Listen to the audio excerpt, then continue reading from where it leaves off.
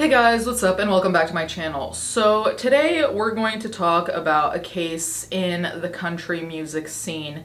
Now granted, I don't know all that much about the country music scene since it is not my genre of music, really. But when I did come across this situation, I did want to talk about it because it is kind of surreal. It's been a while since I've seen a case involving rape accusations wherein it's far more complicated in terms of claims of extortion, claims not only of someone lying, because that's typically what we see in rape cases these days. We see an accuser, we typically see the celebrity saying, hey, that's not true, like with Diddy and whoever else.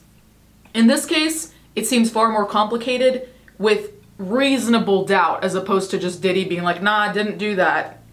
So we're going to be talking about Garth Brooks. So we're going to get into what exactly is going on, but the main headline now in regards to Garth Brooks and the rape accusation is now centered on the fact that the person who accused Garth Brooks was anonymous, like she had a pseudonym, and he named her, like he outed her real name, and that's really what's causing waves right now. Garth Brooks' rape accuser slams singer for revealing her name. He thinks the laws don't apply to him. The country singer, 62, was accused of raping a woman in her lawsuit filed last week. In turn, Brooks filed a complaint with the district court for the Southern District of Mississippi Northern Division on Tuesday, where he named his accuser and sued her for compensatory and punitive damages, according to the court documents obtained by the Post.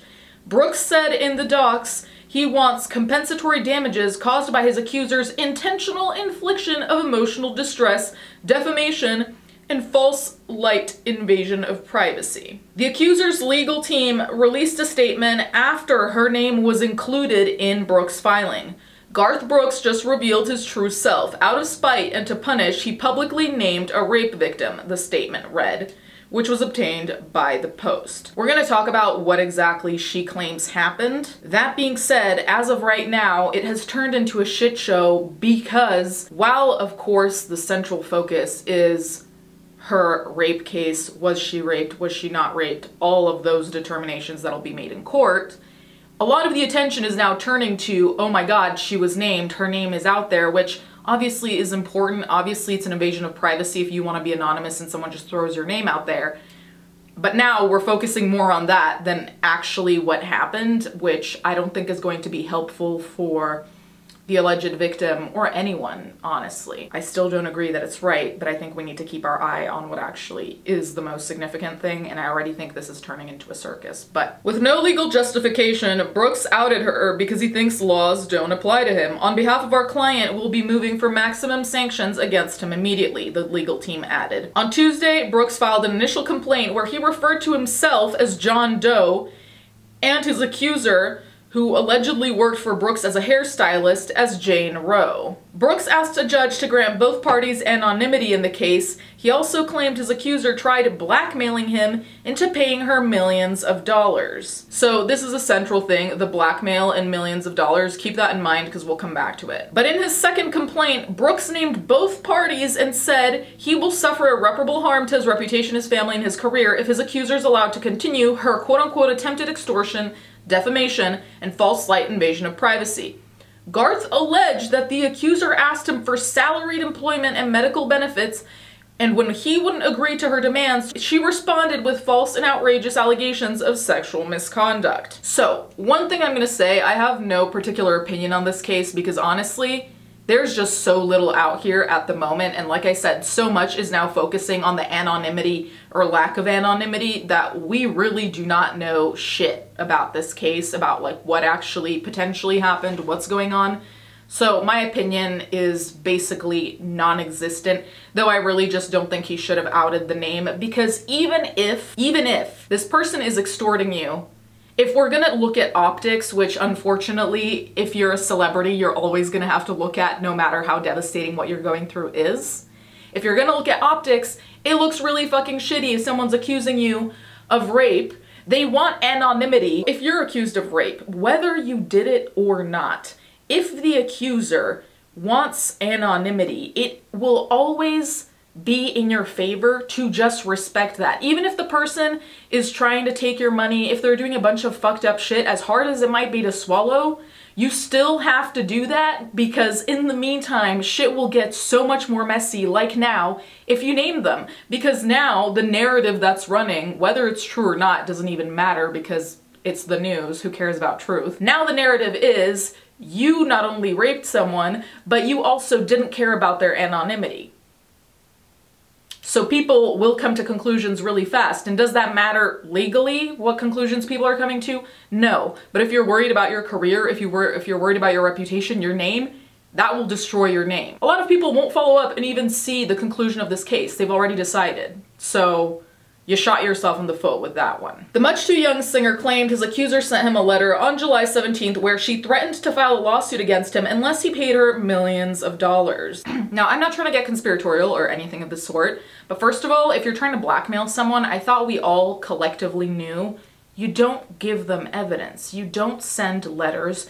You don't send emails that are traceable. You don't do anything online where your IP can be tracked. Like, there's so many things you need to think about with blackmail. It makes it sound like I've blackmailed people. I actually haven't. I have been blackmailed though, so I know. But genuinely, leaving any trace, like with any crime, is dumb. So the fact that there's allegedly a letter would make this kind of an open and shut case if this letter is shown in court, right? A letter asking for money. Brooks said the letter was the first time he learned of the allegations. The accuser allegedly sent a follow-up letter on August 23rd where she wrote she'd refrain from publicly filing her false and defamatory lawsuit against Brooke in exchange for a multi-million-dollar payment. So you're telling me she sent a physical letter where she's basically admitting to blackmail to you, the person she's blackmailing? I'm sorry, that doesn't make any sense to me. Like, even if you're dumb as hell, you're giving them evidence that they can just turn over to the police, where it's like, hey, so long as you don't do this or that and just give me money, we're all good, but otherwise I'm gonna do this. Like, you're just a letter of admission? I'm confused. But if he does have the letter, this should clear him immediately. So I also hope that if it's there, if it actually exists, wouldn't that be the first thing you show? Because that would dismiss everything. The complaint filed by Brooks said the accuser was well aware that her alleged fabricated lawsuit would cause substantial irreparable damage to Brooks' well-earned reputation as a decent and caring person. My other thing is, and I know that lawyers probably wouldn't be happy about this, but if you're going to release her name, of all the things you're releasing, you might as well just release the letter. Even like Xing out her name or whatever, but you might as well release the letter that in the meantime shows that you're not guilty, like, as opposed to her name. I don't think it's a good idea to release anything while a lawsuit is in progress, but if you were gonna release something, would you not release the thing that makes you look innocent if you're claiming you're innocent?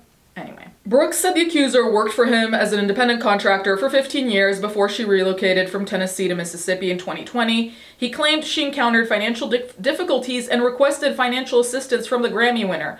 Brooks allegedly initially helped her out, he said, but eventually his accuser's demands for financial assistance only increased. The initial lawsuit against Brooks was filed on October 3rd. Jane Rowe accused the singer of sexual assault and battery, as well as repeatedly exposing his genitals and buttocks, talking about sex and sharing sexual fantasies with Rowe, regularly changing his clothing in front of her, and sending her sexually explicit text messages. The alleged incidents all happened in 2019, per the lawsuit. The accuser claimed Brooks raped her in a hotel room after the pair traveled alone in his private jet to Los Angeles for a Grammy taping in May of 2019. She alleged that Brooks appeared in the doorway to the bedroom completely naked, making her feel trapped in the room alone with him. Brooks, who was married to fellow country star Trisha Yearwood since 2005, has denied all allegations against him. Okay, there's one thing that isn't clear to me, and this comes from both sides, because it seems like both sides would have evidence, right? He would have the two letters where she requested money and addressed the fact that if he gave her money,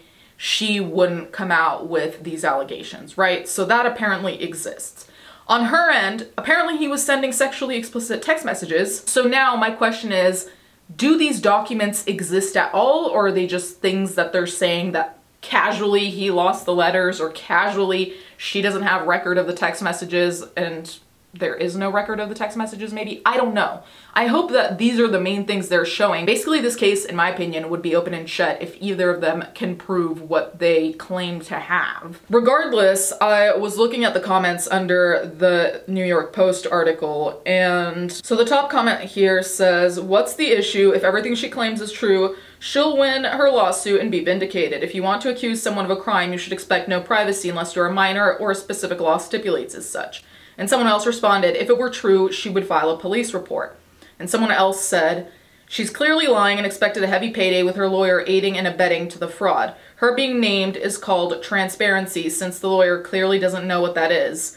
They will once he countersues." Sorry, but you can't publicly out someone in a lawsuit and expect to remain anonymous. I don't know who is telling the truth here, but there has to be parity. Either both parties remain anonymous or both are named. Someone else commented, "So it happened in 2019 and only now she's filing a complaint 5 years later. Something seems fishy here." Honestly, I really don't feel comfortable commenting on the time someone takes to come forth with accusations, okay?